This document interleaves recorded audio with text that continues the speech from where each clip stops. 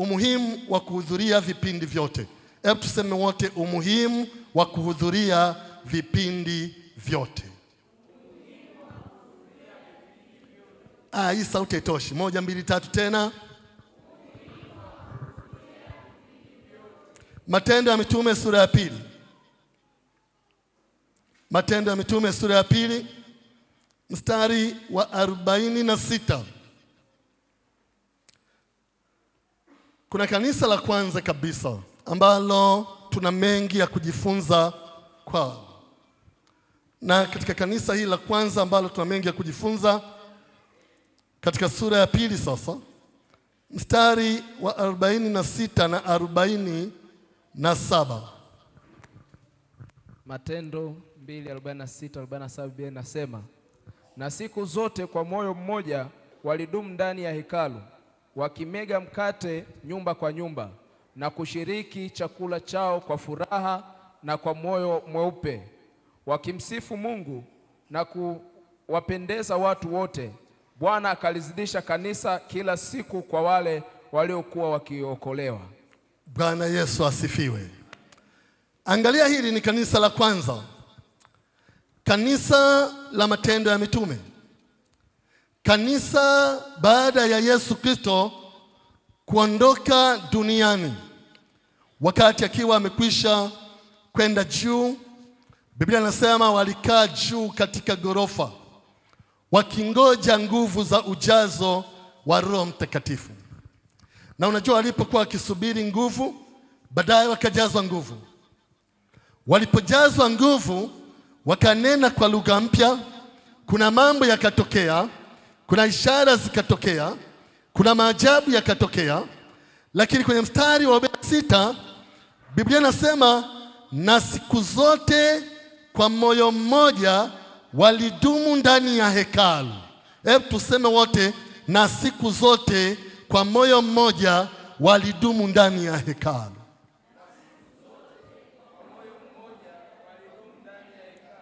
Biblia inasema wakimega mkate nyumba kwa nyumba.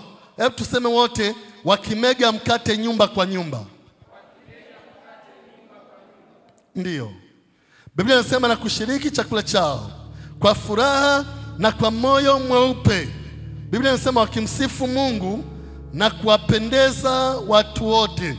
Hebu tuseme haya maneno, wakimsifu Mungu na kuwapendeza watu wote. Okay, sawa. Hili ilikuwa ni kanisa la kwanza kabisa.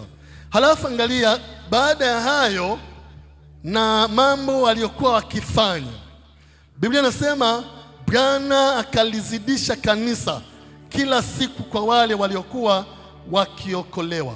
Mungu mwenyewe alipoona kwamba siku zote kwa moyo mmoja wanadumu ndani ya hekalu. Maandiko yanasema na siku zote. Haikuwa Jumatatu peke yake, haikuwa Jumanne peke yake, au Jumatano na Alhamisi na Ijumaa, pengine Jumamosi na Jumapili. Biblia inasema na siku zote kwa moyo mmoja walidumu ndani ya hekalu, wakimega mkate nyumba kwa nyumba. Walikuwa na mega mikate nyumba kwa nyumba, wanashiriki chakula chao pamoja nyumba kwa nyumba. Kuna mambo ya kipekee ambayo yalikuwa yanatokea katika maisha yao. Biblia inasema wakimsifu Mungu na kuwapendeza watu wote, si baadhi ya watu, na kuwapendeza watu wote. Bwana akalizidisha kanisa. Yaani Mungu mwenyewe anahusika na kanisa. Haya mambo yanatajwa pale akiwa yanatokea. Juu kidogo kuna mambo mengine ambayo yalikuwa pia yametajwa, lakini sijayashughulikia pale. Unafahamu maneno haya na siku zote yanaonyesha kuwa walihudhuria vipindi vyote vilivyokuwepo. Vipindi vyote ambavyo vilitakiwa wawepo kanisani walikuwepo. Na hapa huwezi kuona kama kuna mtu ana uzuru. Huwezi kuona kama mtu anasema nina uzuru, mimi nina sitakuwepo, mimi nina sababu hii na hii. Ujumbe huu ambao ninakufundisha leo nitaka nikufundishe Jumatano fulani, wakati kabla sijaondoka, lakini ghafla Bwana akasema na kitu kingine, nikabadili. Wale wanakuja ule ujumbe wa mwisho wa Jumatano nilipofundisha, nilizungumzia kitu fulani kidogo, nikagusia hiyo kidogo. Unafahamu, wakati mwingine tunapita kwenye changamoto kwa sababu ya shida, kwa sababu ya mateso, kwa sababu ya taabu, kwa sababu ya magonjwa, kwa sababu ya kukosa kwa fedha au chochote. Tunafikiri kwamba tuna uzuru, tunafikiri kwamba tuna sababu. Unapoangalia Matendo ya Mitume 12, Matendo ya Mitume 12, hapo nitasoma mwenyewe. Matendo ya Mitume 12 mstari wa 12. Unapokwenda pale, angalia hili kanisa la kwanza ambalo tunazungumzia habari zake, na ambao unaambiwa kwamba na siku zote kwa moyo mmoja walidumu ndani ya hekalu. Si kwamba walikuwa hawapiti kwenye changamoto, si kwamba walikuwa wanapita hawapiti katika shida.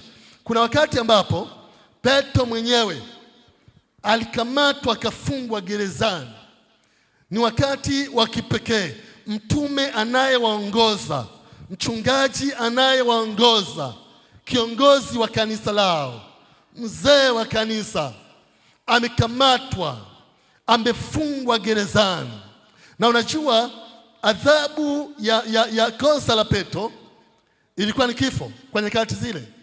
Ilikuwa ni kifo katika wakati ule. Lakini unapoangalia Matendo ya Mitume 12 kwenye mstari wa 12, Biblia na kitu inasema, na alipokuwa akifikiri haya, akafika nyumbani kwa Mariamu mamaye Yohana, ambaye jina lake la pili ni Marko, na watu wengi walikuwa wamekutana humo wakiomba. Bwana asifiwe sana. Ilikuwa na ajabu, Petro alikuwa gerezani, na alipokuwa gerezani watu hawakusema jamani Petro amekamatwa, jamani mchungaji wetu amekamatwa, jamani mnajua sasa hii ni hatari, maana kama wamemkamata Petro, je, mimi kiongozi wa kwaya itakuwaje? Kama wamemkamata Petro, je, mimi mshirika wa kawaida itakuwaje? Mimi jamani ninaogopa, mimi jamani. Walikuwa wanakusanyika hekaluni, Biblia inasema na siku zote. Lakini pia walikuwa wanakusanyika nyumba kwa nyumba wakimega mkate. Angalia Petro, kwa muujiza watu walikuwa wanaomba, na kwa muujiza alitolewa gerezani na malaika. Na Petro alipokuwa akifikiri haya, akajua kabisa ni malaika wamehusika, akajua kabisa ni Mungu amehusika. Petro alipotoka gerezani, husikia akaenda kwao kwanza, husikia akaenda nyumbani kwake kwanza. Ukumbuke Petro alikuwa na nyumba, Petro alikuwa na mke. Hata Yesu aliwahi kwenda nyumbani kwa Petro na mke wake, akamkuta kule akiwa mgonjwa, akamponya, akaanza kuwahudumia. Mama mkwe alikuwa mgonjwa, akamponya, akaanza kuwahudumia. Alikuwa na nyumbani. Lakini Petro ametoka gerezani, badala ya kufikiri kwenda kwao kwanza, badala ya kufikiri kwenda nyumbani kwake kwanza, badala ya kutafuta marafiki mashuhuri kwanza ama chochote, Petro akajua muujiza kama huu hauwezi kutokea bila kuwepo kwa watu wanaoomba. Na muujiza kama umetokea, ni wapi nitakwenda? Kwa haraka akajua nyumbani kwa kina Marko, nyumbani kwa Mariamu, watu huwa wanakusanyika. Kuna kikundi huwa kinakusanyika, kuna watu wanakutana pale. Biblia inasema moja kwa moja akaenda kule, ambapo ndipo alipokuwepo. Mstari wa 12, Biblia inasema kwenye mstari wa 13, naye alipobisha kilango cha lango, kijakazi jina lake Roda akaja kusikiliza. Walikuwa wanaomba wakiwa wamefunga mlango kwa sababu ya mazingira. Na unajua kwenye maombi wengine wanafungua macho, wengine wanafumba, wengine hivi, na nyakati za hatari watu wanaweza kukamatwa, watu wanaweza kaua. Kwa hiyo walikuwa wamefunga mlango. Hasa wakati wanaomba, kila mmoja amezama, yuko rohoni na mambo mengine. Petro akaja mlangoni, akawa anagonga. Na Petro alipokuwa anagonga mlangoni, Biblia inasema kijakazi, ni binti fulani ambaye alikuwa anafanya kazi nyumbani. Na huyo binti ambaye alikuwa anafanya kazi nyumbani, Biblia inasema akaenda pale mlangoni, akasikiliza mlangoni. Na alipokuwa anasikia ka. Odi. Ni mimi Petro jamani. Ni mimi Petro nimekuja. Naomba mnifungulie. Jamani hakuna anayesikia. Mlango umefungwa, watu wananena tu kwa lugha. Kumbuka wameshajazwa Roho Mtakatifu hapa. Wananena tu kwa lugha. Bwana mwachilie, Bwana msaidie Mtume Petro, hakuna atakayemgusa, hakuna atakayemuua, atoke salama gerezani. Wakati wakiomba, Petro ameshatoka na amekuja nje ya nyumba ambayo wanaomba. Anagonga kwa sauti kwamba jamani, ni mimi Petro. Kijakazi akasikiliza, akasikia sauti ya Petro. Lakini kumbuka yeye ni binti tu wa nyumbani, anafanya kazi nyumbani, hawezi kufungua milango. Wenye nyumba wapo na mambo mengine, na wao wamefunga na vitu kama hivyo. Na unajua watu walikuwa wanaendelea kuomba. Walipokuwa wanaenda, yule binti akaenda, labda akamtafuta kiongozi wa ibada, akamwambia Petro anagonga mlangoni sasa hivi. Lakini watu wanaomba juu ya shida ya Petro. Watu wanaomba juu ya shida ya Petro. Na Petro ameshatoka, lakini watu wanaendelea kuomba. Kuna watu wako hivyo. Wakati mwingine Mungu ameshajibu maombi yetu, lakini bado tunaendelea kuomba. Unaona, wakati itakiwa ufungue tu mlango muujiza au utokee. Angalia, Petro alishatoka gerezani na yuko mlangoni anagonga. Na alipokuwa anagonga, yule kijakazi akasikiliza, labda alimuuliza, ni wewe Petro kweli? Akamwambia, Roda, fungua, ni mimi Petro. Akarudi ndani. Angalia mstari wa 14. Biblia inasema katika mstari wa 14, alipotambua sauti ya Petro, hakukifungua lango kwa ajili ya furaha, bali alipiga mbio akaingia ndani, akawaambia kwamba Petro anasimama mbele ya lango. Kwa hiyo aliposikia sauti ya Petro, Biblia inasema hakufungua mlango kwa ajili ya furaha. Hakupokea ule muujiza kwa ajili ya furaha. Akakimbia ndani, akamwambia jamani, watu wanaendelea kububujika, watu wanaendelea. Akamwambia, sikilizeni jamani, Petro amesimama nje, ameshakuja anagonga pale. Amesimama nje anagonga, na watu wanaendelea kulia, wanaendelea kuomba, wanaendelea kugaragara. Na unajua, alipokuwa anaendelea kuongea, kwenye mstari wa 15 wakamwambia, una wazimu? Lakini yeye akikaza sana, akasema ya kwamba ndivyo hivyo. Wakanena, ni malaika wake. Angalia, huyu binti ni binti mdogo, lakini viongozi wenyewe wanaongoza ibada, lakini watu ambao wenyewe wanaomba hawana imani kwamba maombi yanajibiwa, hawana imani kwamba yameshajibiwa au chochote kile. Anamwambia Petro, anagonga, anamwambia, una wazimu wewe? Tunajua hii serikali, tunajua hilo gereza alilokwenda ni gereza, hawezi kutoka mtu kirahisi. Tunajua ulinzi ulioko pale, wewe una wazimu nini? Na ile kiongozi alipoambiwa, anasema huyu mtoto amechanganyikiwa. Labda akamwambia kiongozi mwingine, anasema eti Petro amekuja. Akamwambia haiwezekani, itakuwa ni malaika wake. Bwana asifiwe sana. Yaani maombi, majibu yametokea, lakini wao hawaamini kama yametokea. Mwambie mwenzako, amini leo majibu yametokea. Mgeukie na mwingine mwambie, amini leo majibu yametokea. Biblia inasema katika mstari wa 16, sasa twende pale. Kwenye mstari wa 16, Petro akafuliza mlango kugonga. Hata walipokwisha kumfungulia, wakamwona, wakastaajabu. Biblia inasema kwenye mstari wa 17, naye akawapungia mkono wanyamaze, akawaeleza jinsi Bwana alivyomtoa katika gereza. Akasema, kampasheni Yakobo na wale ndugu habari hizi. Akaondoka akaenda mahali pengine. Bwana asifiwe. Lakini kwa nini nimesoma habari hiyo? Jambo kubwa ambalo nataka nikuonyeshe ni kwamba Petro alipotoka gerezani, mahali pa kwenda alijua ni mahali kwenye nyumba fulani, kwa sababu kwenye ile nyumba watu wanafanya maombi pale. Ndio mahali ambapo ni pa kwenda, nikienda pale nitawakuta. Na kweli aliwakuta, walikuwa wanaomba kwa ajili ya muujiza, na muujiza ukatokea, naye akatoka gerezani. Bwana asifiwe sana. Unafahamu, kuhudhuria katika sehemu ambayo unatakiwa kuhudhuria katika vipindi katika Biblia huwa ni amri. Ni amri. Maandiko yanasema kwenye Kumbukumbu la Torati kwamba mahali popote ambapo Bwana atapachagua na akaweka jina lake pale, elekezeni nyuso zenu huko, na nyie wote nendeni pale. Ndivyo maandiko ambavyo yanasema. Lakini umeshawahi kujiuliza ni kwa nini watu wengi siku hizi wanaabudu kwa ulegevu? Watu wengi wanamtolea Mungu kwa ulegevu. Watu wengi wanamtumikia Mungu kwa ulegevu. Watu wengi wanamsifu Bwana kwa ulegevu. Kwa nini tunafanya kazi ya Bwana kwa ulegevu?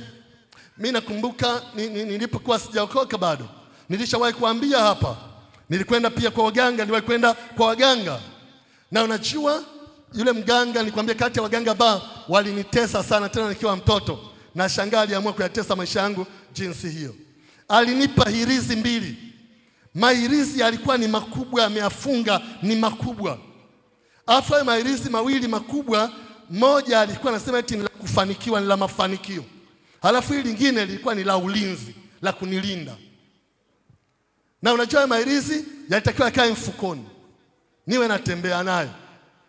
Na nikitembea saa zote ni mfuko liko hivi, namna hii. Yaani utafikiri ni hela, sio hela, pochi sio pochi, haieleweki. Na sharti alionipa lilikuwa ni sharti ambayo ni gumu. Na alimpa mama yangu. Ni mama yangu ambaye ndiye alilipeleka kule. Kwa hiyo alimpa mama yangu, akamwambia sharti pekee ambalo ni muhimu, asije akanyeshewa na mvua.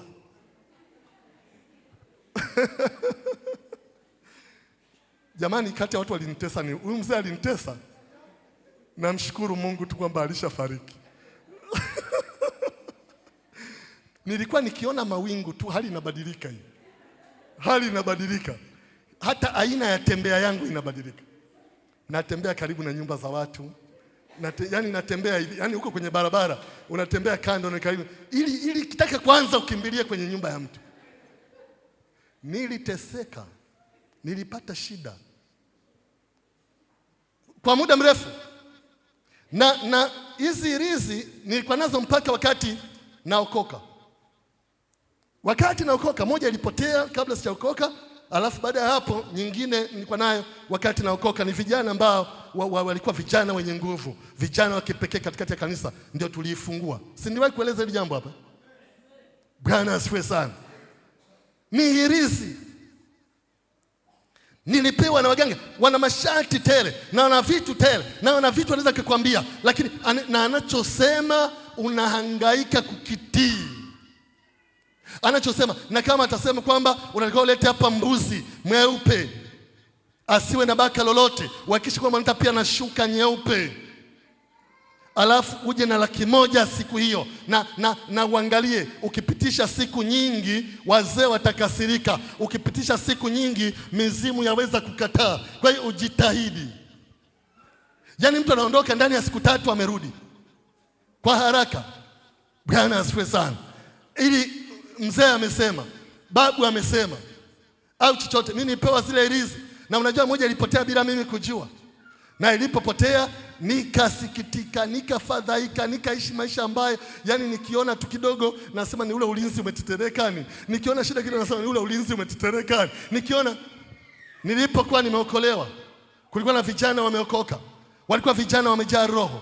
Walikuwa vijana wanaompenda Mungu. Walikuwa sio vijana legelege. Na nikawaeleza hilo tukio, wakasema hirizi iko wapi? Nikasema ninayo, ile moja ambayo ilikuwa imebaki. Nikasema ninayo hii hapa. Na unajua tukakaa nao kwa sababu tulikuwa tunataka kuichoma moto tuone. Kwa hiyo tukataka kuona kile ambacho waganga wamefunga kule ndani.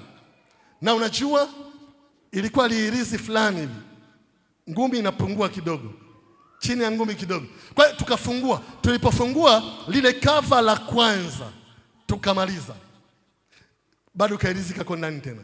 Tukafungua tena kava la pili tukamaliza, bado kahirizi kako ndani tena. Tukafungua tena kava la 3 tukamaliza, bado kahirizi kako ndani tena. Tukafungua mpaka makava 7. Alafu lile la 7 ndani kule ndio tukakuta masinzi. Unafahamu masinzi? Ule mkaa ambao watu wanapika alafu moto umezimika. Baada ya kuzimika kale kapande ka mkaa kakisagwa kanakuwa chembe unga mweusi hivi. Vimasinzi kidogo vimewekwa kule ndani. Nikaangalia nikasema upumbavu. Hebu sema upumbavu. Yaani muda wote nahangaika natembea na vimasinzi. Kila mahali na vimasinzi. Alafu nafikiri eti nalindwa. nafikiri niko salama, eti ninalindwa. Unalindwa kitu gani? Huo ni ujinga. Yuko Bwana mwenye uwezo wa kutulinda. Yuko Bwana asiyeshindwa na chochote. Yeye anaweza kutulinda, ana uwezo, na sio hirizi wala sio waganga.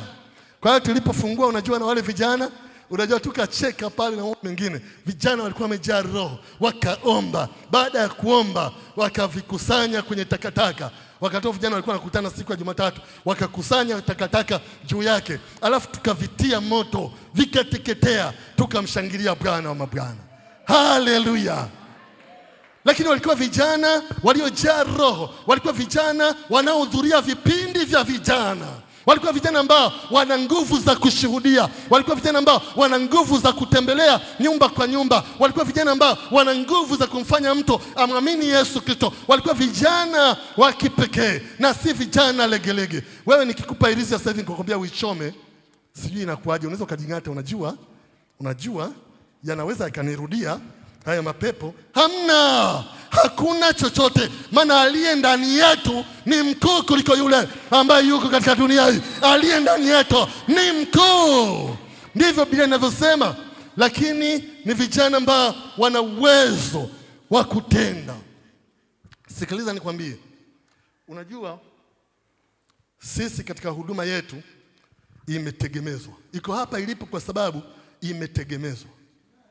Na mmoja wa watu ambao wameitegemeza sana ni wanawake. Nakumbuka wakati fulani tulipita kwenye changamoto kubwa, wakati tukiwa tuna nyumba pale Ekosata na nyumba ile ilibomolewa. Na baada ya kubomolewa tukawa tuna nyumba ya kukaa na mambo mengine. Kwa hiyo tukaja tukakodisha nyumba fulani mahali fulani hapo. Tukawa tunaishi pale. Na unajua ulikuwa ni wakati mgumu. Ulikuwa ni wakati wa kipekee. Kanisa lilikuwa ni dogo, halikuwa na fedha za kutosha, halikuwa na chochote kile. Lakini nakumbuka mama mmoja alikuwepo kanisani. Huyu mama ni wa kipekee sana. Akaniambia, mchungaji, usijali, kila mwisho wa mwezi kodi nitatoa mimi mpaka uwe na uwezo wa kujitegemea. Bwana asifiwe sana. Maana haikuwa na uwezo huduma hiyo ya kujitegemeza kulipa kodi wakati huo. Na wakati huyu mama amesema hivyo, mama mwingine, mama wote wapo mpaka sasa hivi kabisa. Mama mmoja huko kwa Sawio pale, huyu ambaye alikuwa anatoa kodi, yeye alikuwa anafanya kazi KCMC hospitali pale. Lakini mama mwingine yuko hapa Mawela, hapa Mawela mahali fulani pale. Huyu mama yeye alikuwa anatoa kila Jumapili anatoa maziwa na kisado cha mahindi, maziwa mgando ama maziwa fresh lita 5 na kisado cha mahindi. Halafu mama mwingine yuko hapa pia Mawela katikati hapo kwa chini kidogo hivi. Huyu mama alikuwa anafanya biashara sokoni huku.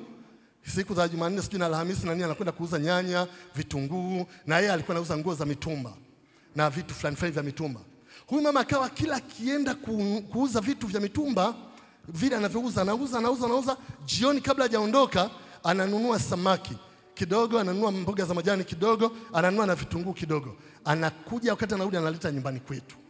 Sasa tuna mtu anasapoti kodi, tuna mtu anasapoti vyakula hivyo kupitia hizo mboga kila siku ya soko, na soko ni mara 2 kwa wiki. Alafu Jumapili kuna mtu ambaye analeta maziwa na mahindi, kisado cha mahindi kila Jumapili. Huduma ikaweza kusonga kwa sababu walikuwa ni wamama wenye nguvu, wamama ambao wanaweza kuhakikisha kazi inasimama, wamama ambao wanaweza kutegemeza kanisa, wamama ambao wanaweza kuambiwa Alhamisi ni kikundi chenu mje wakaja, wamama ambao katikati walikuwa wana nguvu, wana uwezo. Kanisa limebebwa na wanawake kwa miaka mingi.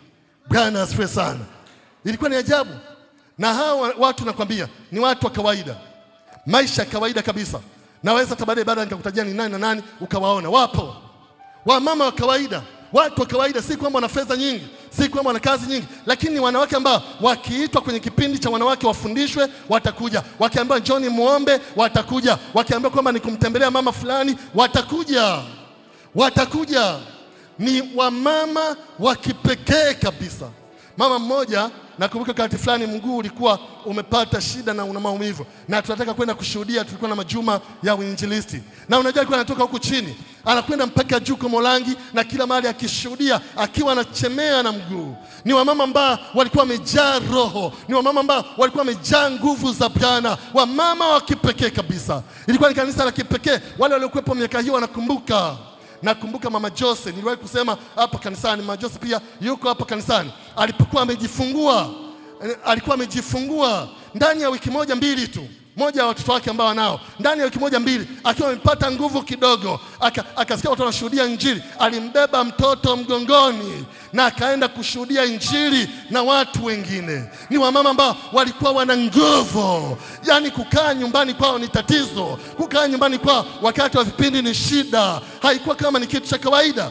Na ni watu ambao tuko nao hapa. Mama Jose unaweza kumuuliza na atakwambia kati ya watu wake ni yupi ambaye ilikuwa hivyo. Unajua, ngoja nikwambie kitu kimoja. Kila kipindi kimewekwa kwa makusudi. Nisikilize nikwambie. Mimi kama mchungaji, ili nisihangaike, naweza nikasema wapendwa, mje hapa Jumapili tu, na Jumapili mtakuja nitawahudumia na mambo mengine na hivi na vile, vyote ninavyotaka kufanya na kila kitu. Lakini vinakuwepo vipindi kwa sababu ya faida yenu. Kila kusudi la kipindi ni kwa faida yenu. Tunaposema kwamba kwaya itakutana Jumatatu na labda vijana, tunaposema kwamba wanawake watakutana siku fulani labda na siku fulani, tunaposema kwamba ni siku ya mafundisho ya Biblia, kila kitu ni kwa faida yako kabisa. Kwa faida yako kabisa. Lazima hilo jambo uweze kufahamu. Lakini kwa nini watu wengi wanafanya kwa ulegevu? Sasa nirudi katika lile swali tu.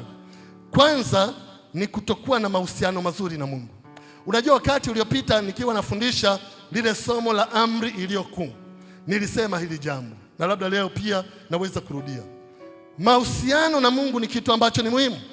Na watu wengi kwa sababu ya kutokuwa na mahusiano mazuri na Mungu, inawafanya wafanye kila kitu ili mradi, waone kila kitu ni ili mradi, wasijali sana hivyo vitu vya Mungu, waone kama kila kitu ni cha kawaida. Kwa hiyo mahusiano na Mungu ni kitu cha kwanza, lakini kutokuwa na mahusiano mazuri na Mungu. Lakini kitu cha pili kinachofanya watu wafanye kazi kwa ulegevu ni kujali kazi zetu za kawaida kuliko kazi za Mungu. Yaani kazi zetu tunazijali sana. Fikiria we ni mwanafunzi, fikiria we ni mwalimu, fikiria we ni daktari ama nesi, fikiria we unafanya kazi kwa mtu, fikiria mahali popote pale, au umejiajiri kwenye kazi binafsi. Unajua, unaposema mwajiri anaposema saa 1 kamili ama 1:30 muwe hapa, watu watakuwa pale. Na kama ni kwenye kazi binafsi, unajiwekea kwamba saa 3 nitakuwa pale, nitafanya mpaka saa 12. Unaona, lakini watu wengi hawatengi muda kwa ajili ya Mungu, wanajali kazi zao zaidi. Sikiliza nikwambie, usidanganyike. Anayetupa uhai wa kuishi ni Mungu.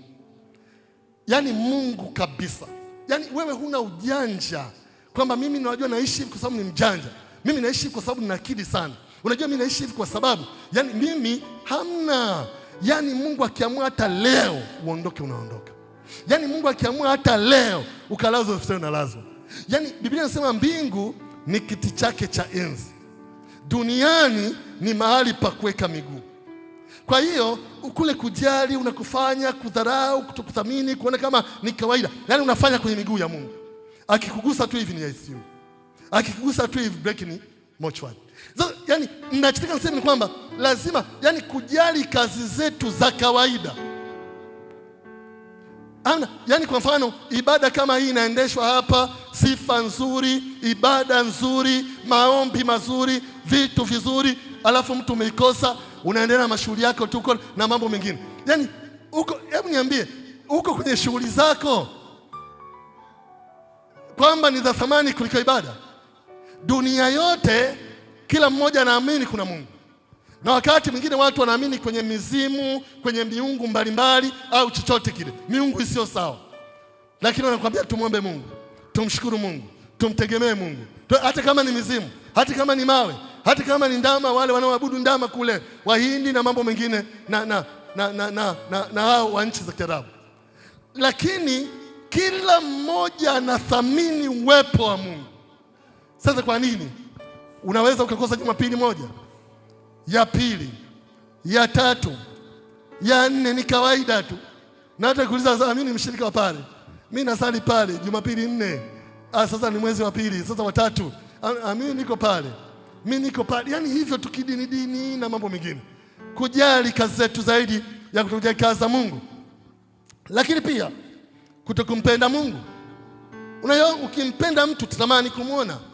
Ndio maana tunahitaji kuwaona wake zetu, ndio maana tunahitaji kuwaona waume zetu wakiwa wamesafiri, ndio maana tunahitaji kuwaona watoto wetu wakiwa wamesafiri na kwenda boarding school wanaporudi katika likizo.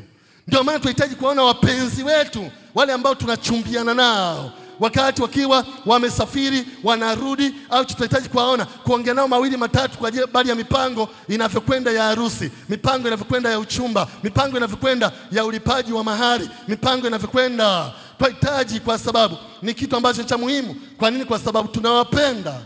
Kama unampenda Mungu, utapenda kuishia kwake, utapenda vipindi vyake, utapenda ibada zake. Unajua kwa nini hapa nimetumia neno vipindi? Sikutumia ibada, kwa sababu nikitumia ibada utatafuta siku ya ibada tu ni Jumatano na siku ya ibada ni Jumapili. Natumia vipindi ili vingine viwe hata kama si ibada, lakini vipindi. Hivi kweli wewe unakosa kuwa kwenye kikundi chochote? Kwenye kwaya hupo, kwenye kikundi cha maombi hupo, kwenye kikundi cha uinjilisti hupo, kwenye grupu la wanawake hupo, kwenye kikundi cha vijana hupo, kwenye kikundi cha praise hupo, wewe upo wapi sasa? Unaona, hupo mahali popote. Yaani uko wapi mwenzetu? Halafu ukipita kwenye changamoto, wataka vijana waje wakusalimie. Kama nani ukipita kwenye shida, wataka wanawake waje wakusalimie. Kama nani wakati hawakujui, hawakuoni, huna ushirika nao. Ni kwa vipi unataka hivyo? Haiwezekani. Jaribu kufikiri wewe ni kiongozi wa vijana. Unahitaji kukutana na vijana. Unajua nitakutana na vijana 50. Halafu siku ya vijana inakuja unakutana na 12. Nazungumzia wewe hapo, kwamba wewe ndio kiongozi sasa. Wewe hapo ndiye kiongozi. Ndiyo, unataka kuonana na wanawake. Unajua nitakutana na wanawake 37. Unafika siku ya wanawake unakuta 4. Wewe hapo. Mimi nategemea ikiwa ni siku ya wanawake, ni wanaume tu walioko hapa ndani tutawaondoa. Wanawake wote mnabaki mnakuwepo. Bwana asifiwe sana. Mimi nategemea siku tuseme kwamba ni siku ya vijana. Ni wazee wachache tu, mzee Mushi hapa na mama na bibi Esther pale nimemuona, ndio vijana watatoka. Wengine wote tupo kwenye vijana. Ndio mimi ninachotegemea. Angalia kanisa la kwanza na siku zote. Maana yake ikifika Jumatatu tu mtu anafikiri leo kuna nini? Leo ni kwaya ya Sayuni. Okay, mimi siko kwenye kwaya. Hapo ndio utakaa, ndio utapumzika. Leo ni nini? Leo ni siku ya kujifunza Biblia. Unacheka sasa, inanihusu, nitakwenda pale kwenye kujifunza Biblia. Unajua ni siku ya nini leo? Ni mkesha. Mkesha wa nini? Mkesha wa viongozi. Na mimi ni shemasi, na mimi ni mkuu wa idara, na mimi ni kiongozi wa vijana, na mimi ni mzee wa kanisa, na leo ni mkesha wa viongozi. Nitakwenda pale.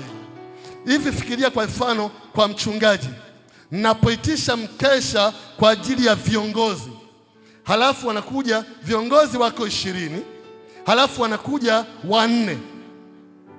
Wewe unatapata tafsiri gani? Hao ndio viongozi sasa. Umeita viongozi, walikuwa 20, wamekuja 4. Hao ndio viongozi sasa. Wale wengine sio viongozi. Viongozi ukaa mbele, viongozi utangulia, viongozi huonyesha njia, viongozi huwa kielelezo. Sasa umeita viongozi wako 20, wanakuja 5, 15 hawajaja, lakini 5 ndio wamekuja. Hawa 5 ndio viongozi. Au unafikiri kiongozi anakuja kwa sababu ni kiongozi wa wanawake wa kundi la Dorcas, wa kundi lile la Esther, wa kundi lile sijui la nini lingine? Lingine la nani? Dorcas, Esther na nani? Na Abigaili. Aha, basi unasema kwamba mimi leo ni siku ya kundi la Abigaili na mimi ni kiongozi, ndio leo nitakwenda. Ehe. Halafu ukiitisha mkesha, mchungaji akiitisha mkesha wa viongozi, huko sipo. Nangojea siku ya wakina Abigaili ndio niende. Au nangojea siku ya kina Esther ndio nitakwenda. Unaona, maana ndio mimi ni kiongozi kule. Unaona, au mimi ni kiongozi wa vijana. Unaona, aha, mimi ni shemasi. Leo shemasi wa zamu ni yule wa sokoni na mimi ni wa huku Kosata huku Mwenge. Kwa hiyo sina haja ya kwenda. Unafikiri shemasi anakuja siku ya zamu? Unafikiri shemasi anakuja ili kusimama pale? Au tunafikiri kiongozi wa zamu ni kwa ajili ya kutoa matangazo? Kiongozi wa zamu ni kwa ajili ya kutoa matangazo. Matangazo, hata nikiwaita wale watoto pale wa darasa la 5, nikimwambia soma haya matangazo atasoma. Bwana asifiwe sana. Ni zaidi ya pale. Kiongozi wa zamu anabeba mzigo kwa maombi. Kiongozi wa zamu yuko tayari kuletewa shida na watu ili kuwasaidia katika ushauri. Kiongozi wa zamu yuko tayari kuwaombea. Kiongozi wa zamu yuko tayari kuwafuatilia wale ambao wamekuja kanisani. Kiongozi wa zamu yuko tayari kupiga simu kwa ajili ya kila mmoja ambaye amefika. Kiongozi wa zamu ni zaidi. Unajua zamu katika Biblia, kafuatilia viongozi wa zamu, makuhani wa zamu walikuwa wanasimama, kafuatilia katika Biblia. Zamu ilikuwa ni zamu kweli kweli, na hata inapotokea changamoto wanasema ilikuwa ni zamu yake, tuache zamu yake ashughulike. Ni mambo ya zamu, ilikuwa ni zamu, ni wajibu, sio kusoma matangazo tu. Bwana asifiwe sana. Sio kusoma matangazo. Sema amen. Okay, sawa. Kwa hiyo watu wengi ni kutokuwa na uhusiano mzuri na Mungu, lakini pia kujali kazi zetu za kawaida kuliko kazi za Mungu, lakini pia kutokumpenda Mungu kwa kumaanisha kutoka ndani ya mioyo yetu. Lakini jambo la 4 ni kutawaliwa na roho ya mazoea. Hebu sema roho ya mazoea. Sema roho ya mazoea. Sema tena roho ya mazoea. Yaani tunafikiri kila kitu kiko kikawaida. Tunafikiri kila kitu ni kama ratiba. Tunafikiri kila kitu ni kama liturujia za kule tulikotoka. Kwa hiyo roho ya mazoea ina shida kidogo. Roho ya mazoea ina shida, itakufanya usijenge vitu vya maana.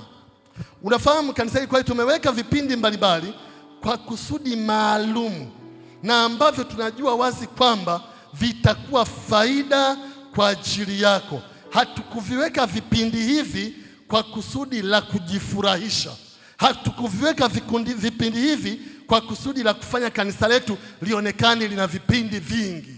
Hatukuweka vipindi hivi kwa kusudi la kufanya kanisa letu lionekane kama ni la kiroho sana. Hapana, kila kipindi kimewekwa kwa kusudi maalum, kwa kukusaidia wewe. Tunaposema ni kipindi cha vijana, lengo ni kukusaidia. Tunaposema ni kipindi cha wanawake, lengo ni kukusaidia. Tunaposema ni kipindi cha watoto, lengo ni kukusaidia. Tunaposema ni kipindi cha kwaya, lengo ni kukusaidia. Miaka ya nyuma tulishawahi kuondoa kwaya hapa. Tulishawahi kuondoa kwaya, ilikuwa na shida wakati huo. Waliingiza masengenyo, maneno yasiyofaa, kinyume katika wao kwa wao, wakashindwa kuelewa na viongozi wao. Tukasema sasa kwaya stop.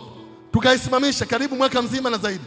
Na unajua vijana wenyewe waimbaji ndio walikuja kuomba tena kwamba mchungaji, tunajisikia virudishwe hivi vitu, kwa vihitaji hivi vitu. Ni vitu ambavyo vya muhimu. Ngoja nikwambie kitu kimoja. Hivi unafikiri hatuwezi kusema kila Ijumaa ni mkesha wa watu wote? Hilo ni tamko moja tu, halafu linafanyika kila Ijumaa basi. Lakini tumeacha Ijumaa iwe ya viongozi ili wazungumze mambo ya viongozi. Ijumaa iwe ya wanandoa ili wazungumze mambo ya wanandoa. Ijumaa iwe mkesha wa vijana. Vijana mje mzungumze mambo yenu. Ijumaa iwe Ijumaa ya wanaume. Wanaume waje waongee mambo yao. Ijumaa iwe ni Ijumaa ya wanawake. Wanawake waje hapa wajadiliane. Jamani, kama wanawake kuna changamoto kwenye nyumba zetu, hebu jamani tufanyeje? Mmoja anasema tuombee, mmoja anasema tuendelee kufundishana neno, mmoja anasema mimi nafikiri tuwatembelee hawa watu kwa tiamu, mwingine anasema ni kwa ajili ya faida yenu, faida kabisa kabisa yenu. Tunapokuwa na praise and worship kwa ajili ya kumtukuza Mungu aliye hai, na kumwabudu yeye, lakini pia kufanya nafsi zetu ziweze kwenda vizuri mbele za Bwana. Ni kwa ajili ya faida yetu. Mungu anasifiwa, lakini pia ni kwa ajili ya faida yetu. Unafikiri katika mitandao kwa mfano ya kijamii, tukiwa na watu zaidi ya 90,000 sasa ambao wanatufollow, tukiwa na viewers zaidi ya 1,000,000 na kitu, hawa watu sikiri kwamba wanafurahia tu vile. Wanafurahia nini? Ni kwamba kuna kitu kinafanyika, kuna kazi inafanyika, kuna kitu kwa faida yako, kwa faida yako kabisa, yako kabisa. Mimi ninajua mara nyingi katika kanisa tunajiona kama wadhaifu, tunajiona kama vile tulivyo, tunajiona kama hatuwezi. Lakini ukienda mahali pengine utagundua kwamba ulikuwa na vitu vya thamani katikati ya kanisa. Niwapa mifano hapa. Wakati uliopita tulikuwa na Edfonds, tulikuwa na God Love, tulikuwa na Beatusi, tulikuwa na watu kadhaa hapa wameondoka katikati ya kanisa wakiwa vijana wanaosoma hapo Mwenge, wamekwenda kuwa watumishi huko walikokwenda pamoja na kazi wanazofanya. Kwa nini? Kwa sababu kuna kitu ambacho kinakusudiwa ni chema na unachotakiwa wewe ni kufuata. Kwa hiyo sasa hakuna kipindi ambacho hakina kusudi maalum la kukusaidia. Hakuna kabisa. Kama kipo uniambie leo tukiondoe. Leo hii ambacho kipo hakina kusudi la kukusaidia, uniambie leo tupate kukiondoa leo. Kwamba ni kundi cha maombi hakina kusudi yote kunisaidia, tukiondoe leo. Kwamba ni kundi cha vijana hakina kusudi yote ya kusaidia, tukiondoe leo. Kwamba kikundi cha wanawake hamna sababu, tukiondoe leo. Inawezekana kwamba mafundisho ya watoto hayana sababu, watoto wanahangaika tu, na tuyaondoe leo. Yaani inawezekana. Mbona tulikuwa na Sunday school miaka ya nyuma? Sunday school tulikuwa nazo saa 3 mpaka saa 4 tulikuwa nayo, na makanisa yapo yenye Sunday school. Lakini tulifika mahali tukaziondoa, tukasema tuombe. Unaona, kila jambo linafanyika kwa kusudi na kwa mpango. Hakuna kitu ambacho hakina kusudi, na kusudi ni la kukusaidia wewe. Wacha nikupe mfano mitatu. Wa kwanza, watunzi wa Zaburi walipoambiwa waende nyumbani mwa Bwana, Biblia inasema walifurahia. Andika Zaburi 122:1. Anasema nalifurahia waliponiambia na twende nyumbani kwa Bwana. Walikuwa ni watu wa ajabu. Ukimwambia leo ni siku ya ibada, ukimwambia leo ni siku ya kwenda kanisani, walikuwa wanafurahi. Walikuwa wanafurahia ndani kwamba sikujua, yani kingenipita leo. Kumbe leo ni kipindi cha vijana. Yani sikuwa najua. Kumbe wanaume tumepanga kuwa na kikao leo. Tuwe na kikao chetu kama wanaume, tukakae kama wanaume, tuongee kama wanaume. Sikujua. Yani walikuwa wanafurahi kwamba leo kumbe ni kipindi cha wanawake. Wanawake kabisa. Yani ni siku ya wanawake. Yani walifurahia. Unajua mara nyingi nafurahi kumuona Bibi Esther. Bibi Esther yuko wapi? Bibi Esther yuko wapi? Punga mkono. Bibi Esther yupo? Bibi Esther, punga mkono hivi. Huyu bibi hapa. Nafurahi sana kumuona. Ni mtu mzima mwenye umri wa kutosha, lakini zaidi ya yote mara nyingi ana changamoto za miguu, wakati mwingine afya yake, wakati mwingine macho, na anatoka mbali. Kule Mawela kwa chini kule, unaenda huko chini upande huo, kama unaenda kwa Kisawia lakini unaingia kwa ndani kule. Ndiko anakotoka. Kuna wakati akasema, huyu bibi tumeshaka naye miaka mingi hapa. Tumekaa naye miaka mingi. Hata kuna wakati alisafiri, akaenda kikazi kule Marangu. Na bado tulikuwa na mawasiliano, na bado alikuwa anatuma sadaka zake huko na mafungu yake huko, na akawa yuko Marangu, lakini tukawa tunamchunga pia. Hata wakati fulani nataka kuweka akiba, akisema mchungaji, nitaweka akiba zangu kwako. Nikamwambia basi ni sawa, wekeza tu, hakuna shida. Akiwa Marangu tulikaa naye miaka mingi. Na unajua yeye ni mtu mzima sasa. Yeye ni mzee sasa. Wakati mwingine miguu inamsumbua, wakati mwingine macho yanamsumbua, na wakati mwingine anakuja kwa shida. Angalau wakati kama huu wa matope na mvua na mambo mengine, lakini anakuja katikati ya kanisa. Alafu wewe kijana una nguvu, unatembea tu, unafikiri Mungu amekupa nguvu za kuzunguka tu. Yeye anakuja akiwa na nguvu. Kuna wakati alikuja ofisini, tukaongea naye huyu mama. Tulipoongea akasema, mchungaji, umri wangu umekwenda, lakini pia macho na miguu yamekuwa kinisumbua. Ninajaribu kufikiri kwamba kama inawezekana unitafutie kanisa la karibu na pale ninapoishi, au karibu na kule ninakoishi, ili nisali kule. Nikamwambia kwa nini? Akaeleza sababu. Alipoeleza sababu tukaongea. Nikamwambia njoo hapa. hapa ndio nyumbani, hapa ndio kanisani kwako, hapa ndio tunakujua, hapa ndio tutajua jinsi ya kwenda na wewe, hapa ndio nikamwambia sitaki ukorofishwe huko ukiwa mzee. Bwana asifiwe sana.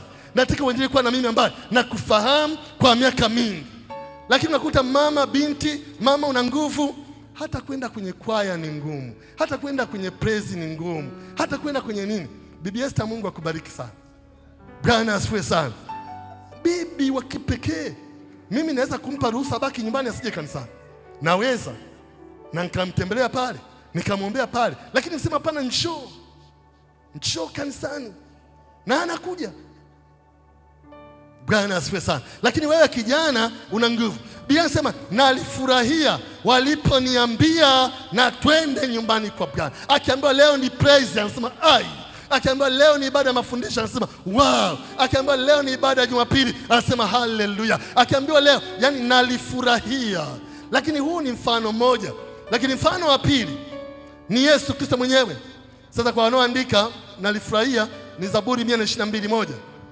Lakini Yesu Kristo mwenyewe katika Luka 2:49. Luka 2:49 Biblia inasema walikuwa wanamtafuta. Alikuwa amepotea katikati ya watu. Na walipokuwa wanamtafuta, Biblia inasema ghafla wakamkuta yuko hekaluni, kakaa na walimu wa dini na viongozi wa kanisa wanaongea mambo mbalimbali ya imani. Na walipomkuta wakamwambia, wewe mtoto, kwa nini umetusumbua hivi? Unajua tumekutafuta sana. Yaani toka tulipoondoka siku ile ya ibada hatuja kuona tena. Tumekutafuta sana. Na kwa kweli tumeshakwenda nyumba nyingi za majirani. Kila mtu tunayemkuta tunamuuliza, watu wanatuna kama kichaa. Wewe tumekutafuta sana. Ni kwa sababu gani? Yesu akasema, kwa nini mlikuwa mnanitafuta kila mahali? Hamkujua ya kwamba inanipasa kuwa kwenye nyumba ya Baba yangu. Yaani mimi mkinitafuta, kabla mjaenda sehemu nyingine, mtafuteni kwenye nyumba ya Baba yangu. Mtafuteni kanisani kwanza. Sikiliza nikwambie, katika Biblia unaona kwa mfano Danieli, walimtafuta Danieli wapate kumpata katika kosa lolote, katika shida yoyote, wakakosa. Walipokosa wakasema, Danieli mkitaka kumkamata, mkitaka kumpata, lazima mtafute sababu kupitia mambo ya huyo Mungu wake. Haleluya. Yani sababu mkitafuta nje kwamba amezini, kwamba amelewa, kwamba amepigana, kwamba amesema uongo, hamtampata. Mtafuteni kwa habari ya Mungu wake. Mtafuteni kwa habari ya huko kanisani kwao. Mtafuteni kwa habari ya ibada zake. Mkimtafuta huko mtampata. Angalia, huyu ni Danieli. Ngoja nikupe mfano mwingine. Matendo 3:1. Petro na Yohana, Biblia inasema walikuwa wanakwenda hekaluni saa 9, saa ya kusali. Petro na Yohana kwao, kila ikifika saa 9 ilikuwa ni saa ya kusali. Walikuwa wanakwenda hekaluni kusali. Kwa hiyo lazima uweze kufahamu kwamba kuhudhuria vipindi vyote ni kitu muhimu. Petro na Yohana kila siku saa 9, popote walipo, kazi yote wanafanya, chochote kile walikuwa naacha, wanakwenda kanisani ili kusali saa 9 kila siku. Huu ni mfano wa tatu ambao nitaka nikupe. Hebu nieleze mambo machache kabla hatujamaliza. Jambo la kwanza, baraka za Mungu hazipaswi kukutoa katika mambo ya Mungu. Hilo ndio jambo la kwanza. Baraka za Mungu hazipaswi kukutoa katika mambo ya Mungu. Unajua kuna watu hawaonekani. Kuna watu hawaji kanisani kwa sababu wamebarikiwa. Ndiyo, hakuwa na mtoto, amepata mtoto sasa. Kwa sababu amepata mtoto, anasema kwamba mimi sasa hivi unajua sitaonekana sana kwa sababu ya mtoto. Nimepata mtoto. Ndiyo, alikuwa na mtaji wa biashara, amepata mtaji. Kwa hiyo baada ya kupata mtaji anasema sasa hivi mimi unajua sasa hivi nimeanzisha biashara. Unajua toka nilipopata mtaji nikaanza biashara. Kwa hiyo sionekani sana. Sitaonekana sana. tutavumiliana tu. Ndio, lakini alikuwa na kazi, amepata kazi, kwa hiyo haonekani tena. Alikuwa na hela, amepata hela. Alikuwa hana mke, hana mume, ameshapata, kwa hiyo hana haja. Katika Biblia kuna watu ambao wanatajwa kwamba walikuwa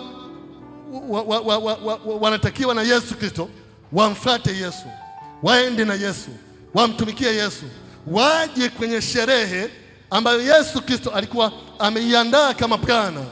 Na unajua yule Bwana aliandaa akatuma mialiko watu waweze kuja.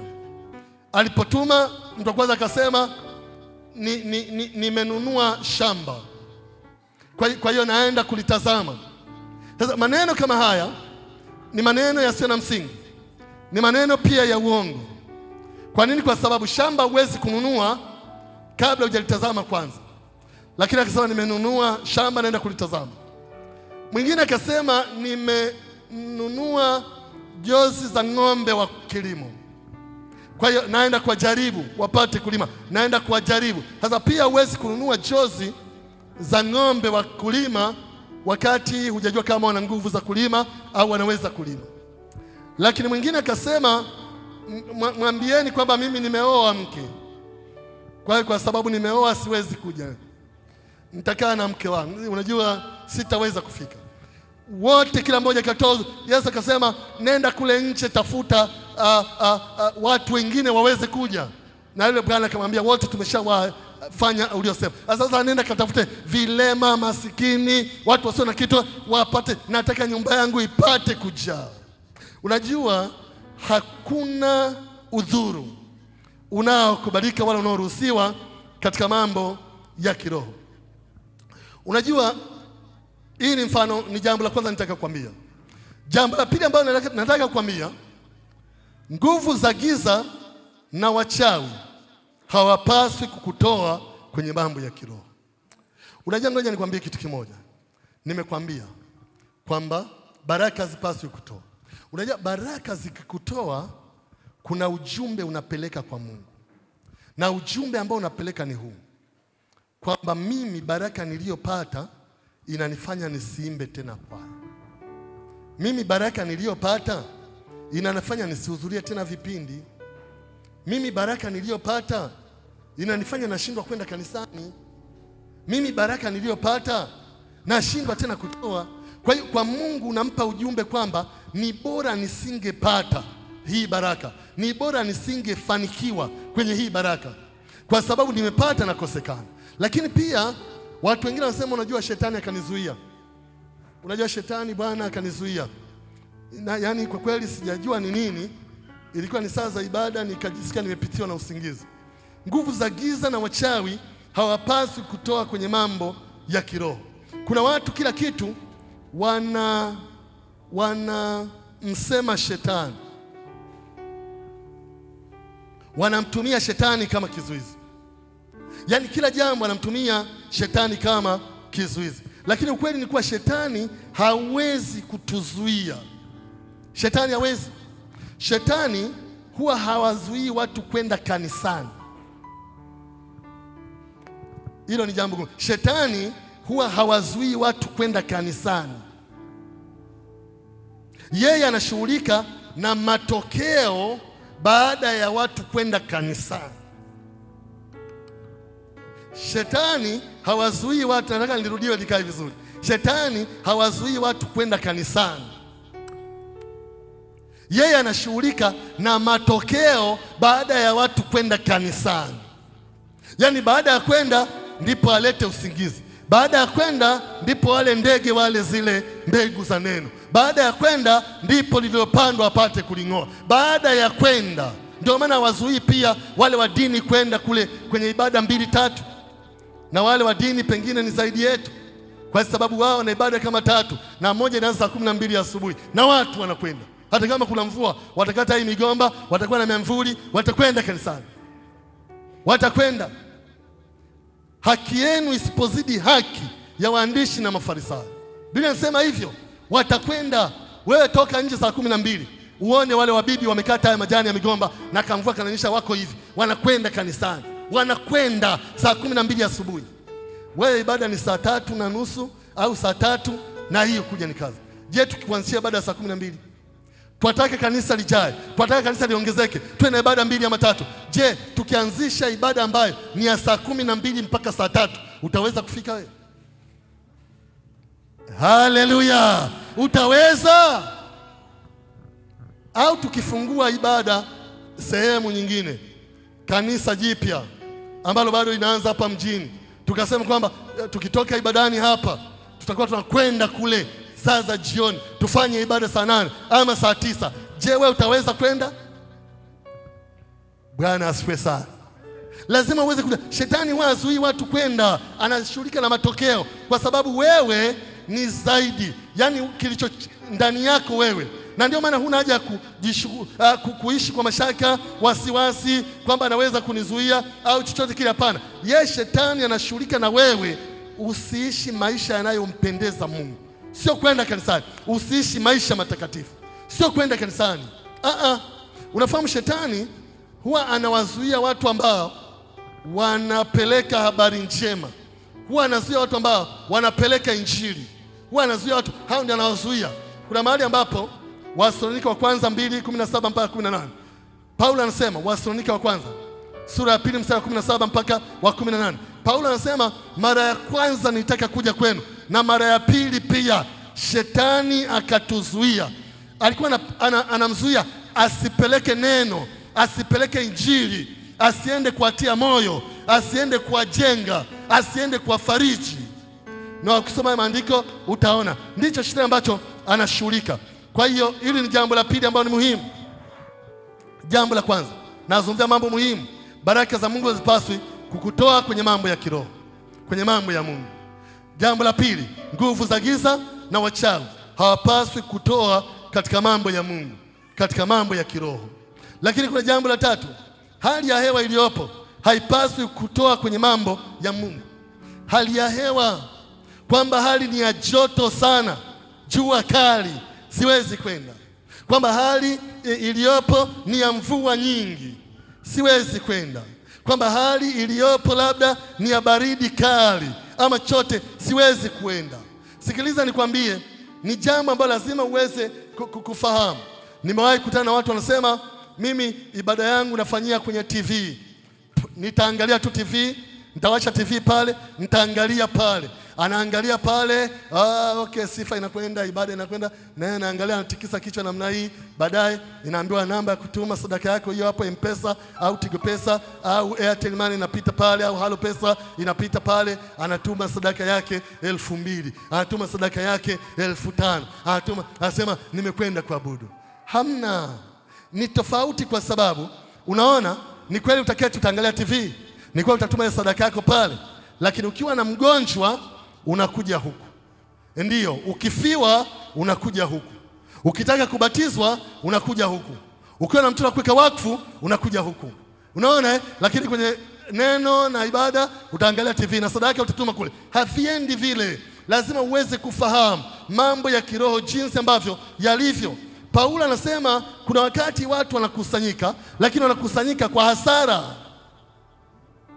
Kuna makusanyiko ambayo watu wanaweza kukusanyika lakini kwa hasara. Sikatai kuangalia TV, sikatai. Hata mimi pia tunarusha masomo yetu kwenye television, kwenye YouTube, watu waangalie kule, tunarusha. Mimi pia nimehubiri vipindi vya redio hapa Moshi, na nyinyi mnajua tunarusha na mambo, sikatai. Lakini ninachozungumzia, lazima tusiache kukusanyika kama ilivyo desturi ya wengine. Tukusanyike, tukutanike kwenye ushirika, kwenye umoja, ili tuweze kushirikishana mambo ya maisha. Una uchumba, tuambie. Una harusi, tuambie. Una msiba, tuambie. Umebarikiwa, tuambie. Unasherehekea kufungua nyumba mpya, tujulishe pia. Bwana asifiwe sana. Hata wale ambao mnaogopa kwamba watu wa dini hawatakuzika, sasa si uje kanisani, sisi tupo, tutakuzika. Bwana asifiwe sana. Sisi tutakuzika. Hivi unafikiri utakufa tuache kuzika? Tutakuzika. Sema amen. Tutakuzika tena kwa heshima. Takuja pale, mfunga shati, weka kola, shati la kiaskofu. Tasema huyu alikuwa ni mtumishi wa Bwana katikati ya kanisa letu, amefanya kazi kubwa.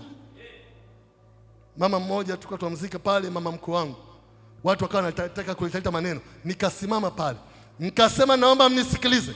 Ni mama mkuu wangu, nikasema naomba mnisikilize, huyu mama amefanya kazi kubwa ya heshima, kwa hiyo anastahili pia mazishi yake yawe ya heshima.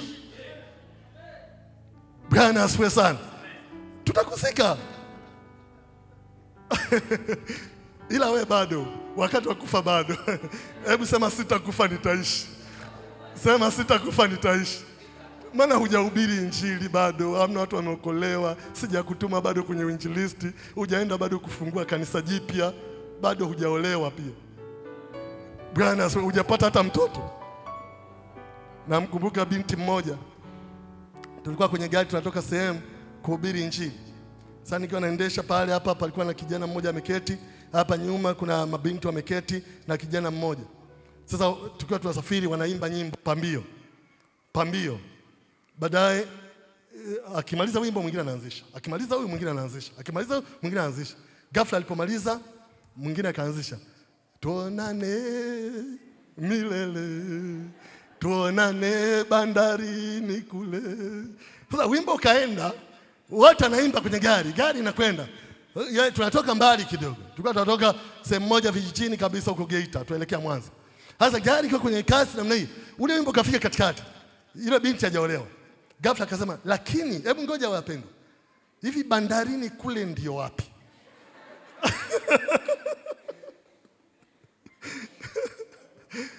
Akaambiwa kule ni mbinguni, baada ya kufa tukinyakuliwa ni kule mbinguni. Sasa huu wimbo tuache. Huu wimbo tuache. Akaambiwa lakini unatutia moyo kwamba tutaonana bandarini. Sasa kama mtu kama mimi hapa, kwa mfano nife, sijaolewa, sijazaa, nife kwenda wapi jamani? Wewe hutakufa, utaishi. Maana bado una kazi ya kufanya. Bado una kazi ya kufanya. Lakini nachotaka niseme ni kwamba wala usiogope pia. Ukifa, ukifiwa, tutakuja tutazika. Kabisa. Tutazika. Tutazika. Bwana asifiwe sana. Nakumbuka mama yao mzee Mushi hapa Cosmos alipofariki, tulikwenda. Tulizika. Usiogope. Kwa hiyo hilo ni jambo la okay, kwa ajili ya muda sasa, muda umekwenda, ni jambo. Kwa hiyo kuna makusanyiko ambayo ni ya hasara. Usikusanyike makusanyiko ya hasara. Na ukitaka kuyaona Wakorintho wa kwanza 11:17 mpaka 19. Lakini nieleze jambo la mwisho kabisa katika siku ya leo. Viongozi waliopo hawapaswi kukutoa kwenye mambo ya Mungu. Unaweza ikawa huendi kwenye vijana, kwa sababu kiongozi wa vijana unafikiri anapaswa kutoa maana wewe humpendi. Unaweza usiende kwenye kusanyiko la wanawake kwa sababu kiongozi wa wanawake wewe unafikiri kwamba humpendi. Unaweza usiende kwenye kikundi cha maombi. Unaweza usiende kwenye kipindi kile cha kwaya kwa sababu wewe unafikiri kwamba huyo kiongozi aliyopo hayupo sawa au hafai kukuongoza. Lakini sikiliza, tunakwenda katika kazi za Bwana kwa ajili ya Bwana, si kwa ajili ya kiongozi. Unaweza kuwa na sababu yoyote kwa kiongozi yule kama jinsi ambavyo wewe unafikiri. Lakini lazima ujue ikiwa ni kwenye idara au kwenye vikundi vile vya nyumbani, vile vikundi ambavyo tunavyo kule nyumbani, kwenye vile vikundi kwa aina moja ama nyingine, lazima ufahamu kwamba huwezi yule kiongozi kwamba ndiye akakutoa. Hata katikati ya kanisa kama hili, si mchungaji kwamba anaweza akakutoa ama mzee wa kanisa anaweza akakutoa. Hapana. Kuna kijana mmoja aliwahi kusali hapa. Na unajua kijana alikuwa msumbufu. Alikuwa kijana wa hovyo ambaye tumewahi kuwa naye. Na hapa kanisani. Na unajua alikuwa na mke wake na watoto. na walikuwa watu wa ajabu ajabu, wa hovyo, hawatii, hawana unyenyekevu, hawana hivi, hawana vile na mambo mengine. Na alikuwa anapinga karibu kila kitu kinachofanyika kanisani, kila kitu kinachofanyika. Na siku moja nikamwita nyumbani, tukiwa na mke wangu, tukamwita akaketi pale, tukawa tunaongea. Tulipokuwa tunaongea mambo mbalimbali, tukamwambia mimi nikamwambia kwamba inaonekana kama kila kitu kinachofanyika kwako hakikufai. Naonekana kama kila kitu kinachofanyika kwako kiko kinyume katika kanisa hili. Na kwamba ninaona kama unaabudu kwa shida. Maana kila kinachofanyika huko kinyume. Uko kinyume na waimbaji, uko kinyume na mahubiri, uko kinyume na kila kitu katikati ya kanisa. Nikamwambia sasa, nimekuita, nataka kuruhusu uondoke. Nataka uondoke. Nataka uhame. Wende mahali popote pengine ukasali upate amani. Akawa ananitazama hivi. Alafu nikamwambia hivi, tena usiwe na mashaka juu ya kule unakokwenda, kwamba watakupokeaje. Mimi nitakuandikia barua kwamba wapendwa, huyo ni mtumishi, tumekaa naye kwa muda mrefu, yuko vizuri katika huduma na katika mambo mbalimbali, ni mwaminifu, mpokeeni. Nikamwambia nitakuandikia barua na nitagonga pia na muhuri, nikupe uondoke. Na sizungumzi mtu ambaye kwenye kanisa hili. Bwana asifiwe sana. Akanitazama, tulikuwa na mama. Baadaye akaniambia, mchungaji, mimi sina mahali popote pa kwenda. Bwana asifiwe sana. Akasema, mimi Mungu ameniweka kwenye kanisa hili. Mungu amenipanda kwenye kanisa hili.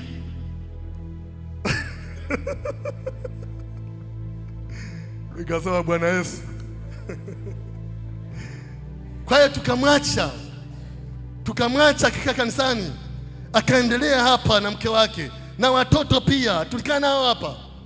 Sasa alikuja kuondoka kwa mambo mengine, kwa jinsi nyingine alikuja kuondoka, lakini ninachozungumzia ni hiyo kwamba mchungaji, mimi Mungu ameniweka hapa. Sasa nikamwambia, na ubishi wako na hii hali yako na hii tabia yako na hii hivi na kila kitu hakufai, bado sasa mimi Mungu ameniweka hapa kabisa. Bwana asifiwe sana. Na nikafikiri kwamba labda Mungu alimweka kweli, kwa sababu hiyo aina yake ya upinzani ilifanya viongozi waombe, ilifanya kwaya inaomba, ilifanya vijana wanaomba, ilifanya wanaume pia wanaomba. Bwana asifiwe sana. Kwa hiyo inawezekana Mungu alimweka kweli, lakini alikuja kuondoka kwa jinsi yake. Kwa hiyo viongozi hawapaswi kutoa kwenye zile idara. Unafahamu, lazima uweze kufahamu katika kazi za Mungu, kanisa la Yesu Kristo linaongozwa kwa mfumo unaoitwa theokrasi. Hebu sema hayo maneno, theokrasi. Sasa theokrasi sio mfumo wa wengi wape, ni mfumo wa Bwana wa majeshi asema hivi. Sio mfumo wa demokrasi. Hebu sema demokrasi. Demokrasi inahusisha wengi wape, sio mfumo wa wengi wape, ni mfumo wa Bwana wa majeshi asema hivi. Kwa hiyo unapoona kiongozi ni mdhaifu, kiongozi labda hakufai au chochote, Biblia inasema kwenye Waebrania 13 mstari wa 17, Biblia inatupa mwongozo, kuwatii na kuwanyenyekea. Waebrania 13:17, kuwatii na kuwanyenyekea, na zaidi ya yote kuwaombea. Watiini wenye kuongoza na kuwanyenyekea. Tusome hilo andiko la mwisho, naomba unisomee Waebrania 13, hilo ni la mwisho, alafu tunasimama tunakwenda kuomba kwa ajili ya muda, tunaondoka. Watiini. Waebrania 13, twende pale 17. Waebrania 13:17, Biblia inasema watiini wenye kuwaongoza, watiini wenye kuwaongoza na kuwanyenyekea, maana wao wanakesha kwa ajili ya roho zenu, kama watu watakaotoa hesabu, ili kwamba wafanye hivyo kwa furaha wala si kwa kuugua. maana isingewafaa ninyi. Maana isingewafaa ninyi. Hebu tuseme wote, maana isingewafaa ninyi. Hebu liangalie ile andiko, anasema watiini na kuwanyenyekea wenye kuwaongoza, kama watu watakaotoa hesabu juu yenu, ili watakapotoa hesabu wafanye hivyo kwa furaha, wasifanye kwa huzuni, wasifanye kwa kuugua, wafanye hivyo kwa furaha. Anasema maana isingewafaa ninyi. Hili andiko linawahusu sana wachungaji, lakini wakati mchungaji amemweka kiongozi wa vijana, wakati amemweka kiongozi wa wanawake, wakati amemweka kiongozi wa kwaya, wakati amemweka kiongozi yule wa uinjilisti, wakati amemweka yule kiongozi wa kikundi cha nyumbani, lazima ujue utendaji wa yule ni utendaji wa mchungaji. Unapompinga kiongozi wa nyumbani, unampinga mchungaji. Unapompinga mzee wa kanisa, unampinga mchungaji. Unapompinga kiongozi wa vijana, unampinga mchungaji. Lazima hilo jambo uweze kulifahamu. Sio kwamba unadili na yule kiongozi wa vijana tu. Aliyemweka ni nani? Ndio unajua, unaona kwa mfano rais anateua wakuu wa mikoa, anateua wakuu wa wilaya, halafu anawapa mamlaka huko chini na wakurugenzi na kila kitu. Wale kule chini wakigombana, wakuu wa wilaya ama chochote kile, ile heshima ya uongozi inaambiwa inakwenda kule juu kwa rais. Kateua mtu wa ovyo, kateua mtu asiyefaa. Yaani ni mtu gani yule? Akiteua mtu mzuri hodari, wanasema pale kuna mkuu wa mkoa, pale kwa kweli ni wa kipekee, yule ni mtu wa kipekee, ni sifa za kwenda kule juu. Sasa lazima ujue, anasema watiini na kuwanyenyekea. Hivi unafahamu kutii wewe? Unafahamu kunyenyekea wewe? Ina maana kama hutii, kuna mahali pengine unatii. Ina maana kama hunyenyekei, kuna mahali pengine unanyenyekea. Anasema watiini na kuwanyenyekea wale watu wanaoongoza. Ni jambo la ajabu. Unyenyekevu wenu uko wapi katika kanisa? Ikiwa tunaita kwaya haiji, vijana hawaji, wanawake hawaji, uinjilisti hakuna, ni nini mnataka kufanya? Bwana asifiwe sana. Watiini hao. Kikundi cha nyumbani watu 25 wanakuja 5, wanakuja 8. Kwa nini? Vile viko kwa ajili yenu. Haleluya. Anasema ili watoe hesabu. Yaani nitakaposimama na kuanza kutoa hesabu ya mwalimu Nimrod, yaani hesabu natoa kwa furaha, sio kwa huzuni, kwamba huyu kwa kweli, jamani, huyu kwa kweli wacha tu ameingia mbinguni, lakini kama yule kijana ambaye nilikuwa namwambia aondoke. Fikiria mchungaji anafukuza mshirika. Bwana asifiwe sana. Nilimsia aondoke, nikamwambia kwamba tutakuandikia na barua nzuri kabisa, yeye uende popote, japo alikataa. Kwa nini umwache atoe kwa huzuni? Anasema maana isingewafaa ninyi. Maana isingewafaa ninyi. Tukimtoa yule wa vijana tukakuweka na wewe, tukimtoa yule wanawake tukakuweka na wewe, tukimtoa, isingewafaa hiyo kazi ninyi. Kwa wakati huu ni hao. Haleluya. Kwa wakati huu ni hao, wakati ujao ni wewe. Ni kitu ambacho ni muhimu. Nasema hivi kwa sababu Januari tulipoanza nilikwambia kuna mambo tunaimarisha, tuweke uongozi vizuri, makundi ya uinjilisti, tuweke magrupu ya wazee, mashemasi wakae vizuri na kila kitu, lakini hatujafanya bado. Kuna mambo tunaombea. Kwa sababu unapoomba na kuombea, kuna vitu vinakuja. Unataka kufanya hiki, kuna kitu kinakuja. Unataka kufanya kile, kuna kitu kinakuja. Unataka, hiyo inakuwa ni changamoto kidogo, lakini Mungu atusaidie kuweza kuhudhuria vipindi vyote. Bwana asifiwe sana. Eti mwalimu, ukiita watu wa vijana wasipokuja unajisikiaje? Hebu ambie unajisikiaje? Bwana Yesu asifiwe. Kuna namna unajisikia tofauti, yaani unajisikia vibaya kiukweli. Amen. Na mama nani? Mama nani? Eti ukiita watu wanawake wasipokuja unajisikiaje wewe? Labda unaweza kusema mimi najisikia vizuri tu, wasije waendelee kukaa huko tu, tutatakai kuwaona. Amina. Bwana Yesu asifiwe. Unajisikia vibaya kwa sababu unakuta kuna kitu vizuri vimeandaliwa kwa ajili yao, wengine unatamani ungewafuata hata nyumbani, labda ule ujumbe uwafikie kule. Unajisikia vibaya. Bwana asifiwe sana. Maana kuna vitu vinaandaliwa vizuri, unasema hivi vitu vya kipekee. Yaani wakina mama wakija hapa wakavisikia, itakuwa ni baraka za kipekee. Yaani kwa kweli kila mama akipokea hili akalitendea kazi, litakuwa ni la kipekee. Alafu unakuja walikuwa wawe 40 unawakuta 10. Hebu simama kwa miguu yako. Simama kwa miguu yako mchana wa leo. Nataka kwa muda mfupi tumwambie Bwana tusaidie, Bwana turehemu, lakini tumwambie Bwana tunaanza kwa upya ili twende kwenye vikundi vile, ili twende kwenye uinjilisti ule. Kuna wakati nakumbuka nilihubiri mambo ya uinjilisti hapa na kuwafikia watu wengine kwa wiki 3 mfululizo, karibu wiki 4, mwezi mzima. Nilikuwa nafundisha somo moja, lakini sikuwaona mkitoka, sikuwaona mkienda kushuhudia, sikuwaona mkienda kuleta watu wengine. Vitu vya namna hii lazima ujue vina hatari. Kila inayofanyika inafanyika kwa makusudi. Weka mikono yako juu, sema Bwana Yesu. Sema Bwana Yesu. Mchana wa leo tuko mbele zako. Naomba rehema katika mchana wa leo. Pale ambapo nimefanya pasipo kujua, pale ambapo nimefanya kwa makosa, Bwana nisaidie, nirehemu kwa jina la Yesu. Nisamehe kuanzia sasa, nianze kwa upya, nianze kwa upya kwa jina la Yesu. Wakati mwingine nimepita katika changamoto, nimepita katika shida, nimepita katika majaribu, lakini ni kwa kutokutii, lakini ni kwa kutokunyenyekea. Bwana nisaidie kwa jina la Yesu. Mchana wa leo nimejua kila kipindi kina kusudi.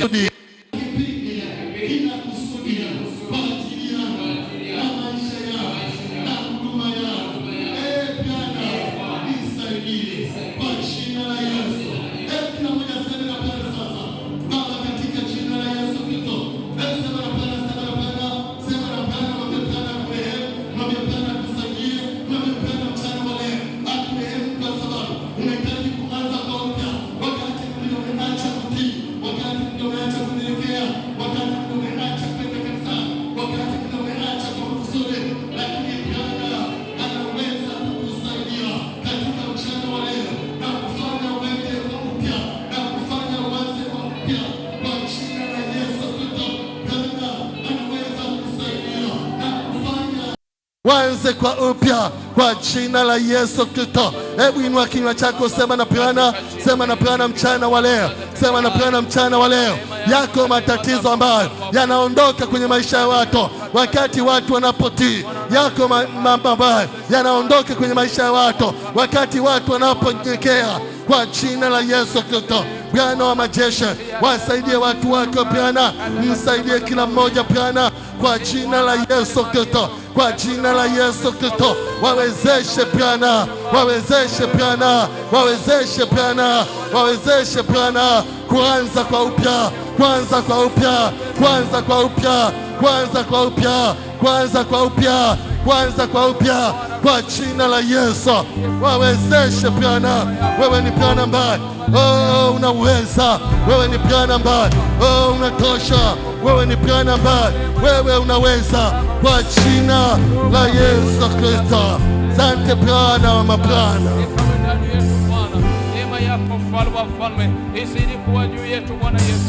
Yapo senta pasika shantarabo seda bashaka, yapo senta rabo saka shantarabo saka, katika jina la Yesu, katika jina la Yesu. Bwana wasaidie watu wako kwa jina la Yesu Kristo. Neema yako Bwana itoshe kwa ajili ya kila moja, neema zako Bwana zitoshe kwa ajili ya kila moja kwa jina la Yesu Kristo. Wingi wa fadhili zako Bwana utoshe katika jina la Yesu. Mungu kote watu wako, tusaidie Bwana kuwatia hata viongozi ulioweka mbele zetu Bwana Yesu. Tusaidie kuyatii hata yale maagizo ulioweka ndani ya viongozi wako katika jina la Yesu Kristo Bwana na tutelee hai. Hebu mpigie Bwana Yesu makofi mengi. Piga makofi kwa Yesu kama umebarikiwa katika siku ya leo. Hallelujah. Amen. Amen. Bwana Yesu asifiwe sana.